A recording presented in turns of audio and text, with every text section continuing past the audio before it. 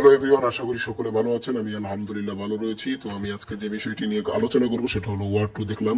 তো ওয়ার 2 যেটা most anticipate movie, যেটার জন্য আমরা সকলে অপেক্ষা ছিলাম, এটা কেমন কি করতে পারলো সেটা নিয়ে আজকে আমি আপনাদের মাঝে কথা বলবো। তো প্রথম কথা বলছি অ্যাকশন নিয়ে। অ্যাকশন তো ভাই দুর্দান্ত ছিল, অ্যাকশনের কথাই আর বলা লাগে না। তো অ্যাকশনটা আর একটু বেশি হলে ভালো হতো। এটাই ইয়ার 2 2 নম্বর বিষয় হলো যেটা, সেটা হলো junior NTR. Yes, junior NTR অভিনয় জায়গায় জায়গায় এত সুন্দর, আর তার মানে ভিলেনি বাপ সেই লাগছিল। আর মুভিটা মোস্ট অ্যাকশন ছবি। এবং 3 নম্বর বিষয়টা হচ্ছে যে যাদের মানে ইয়ার টুর মধ্যে ছোটবেলা দেখানো হয় জুনিয়র এনটিআর আর ঋত্বিক রোশনের মধ্যে তাদের বন্ধুত্বটা কেমন, কবির এবং রঘুর বন্ধুত্বটা ছোটবেলায়, সেটাও খুব সুন্দরভাবে করে। যে এনটিআর এর যে ছোটবেলার ক্যারেক্টার যে করেছে সে খুব ভালো অভিনয় করেছে এখানে, তার অভিনয়টা দারুণ ছিল।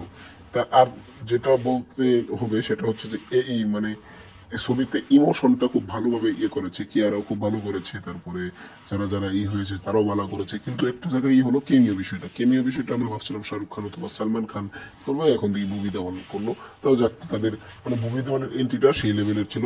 আর এখানে আলফা, তাদের যে আপকামিং প্রজেক্ট রয়েছে আলফার, এখানে একটা মানে কি পলট দেওয়া হলো যে আলফা আসতেছে।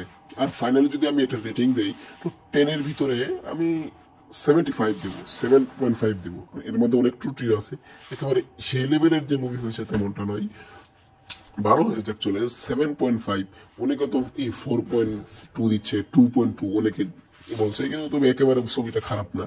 তবে একটু আশাটা ভালো ছিল, গল্পটার মধ্যে আরো জোর দেওয়া যেত, আর জুনিয়র এনটিআর কে আরেকটু স্পেস দেওয়া যেত। অনেক কিছুই রয়েছে এইখানে। এইখানে কি আর আদবানিকে অনেকটা স্পেস দেওয়া যেত অনেক। এবার নেগেটিভ বিষয় যেগুলো আছে, বিজিএম মাঝে মাঝে ডিস্টার্ব করে, আর বিজিএমটা একটু মাঝে মাঝে সমস্যা আছে। মানে ঋতিক রোশনের বিজিএমটা পাল্টানো দরকার ছিল। তো তুমি কি মানে বিজিএমটা একটা রবাব দেওয়ার কিছু। আবার এনটিআরের যে বিজিএমটা রয়েছে সেটা আমার দারুণ ছিল। আমি রিভিউ ওরকম গুছিয়ে করতে পারি না, যেটা ভালো হচ্ছে সেটা। আর যদি আপনি এটা মুভি দেখতে চান তাহলে অত আশা নিয়ে যাবেন না।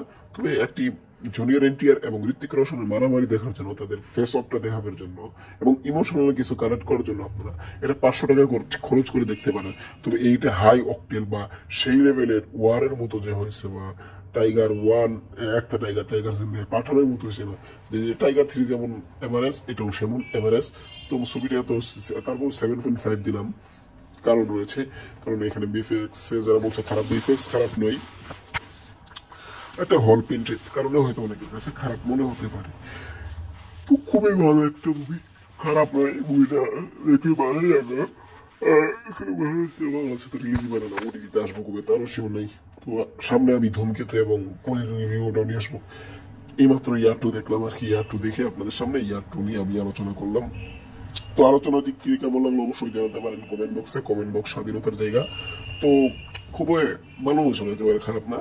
তো খুব ভালো একটা, একেবারে বাজেও ছিল না, একেবারে খারাপও ছিল না। তো এভারেজ মুভি ছিল এটাই আর কি। মুভিটা ভালোই ছিল, দেখা যাক আর কি। ওভারঅল যেটা বলতে হয়, জুনিয়র এনটিআর এবং এবং মানে ঋত্বিক রোশনের ফাইট এবং তাদের মধ্যে ক্লাসিকটা দেখতে ভালো হতো।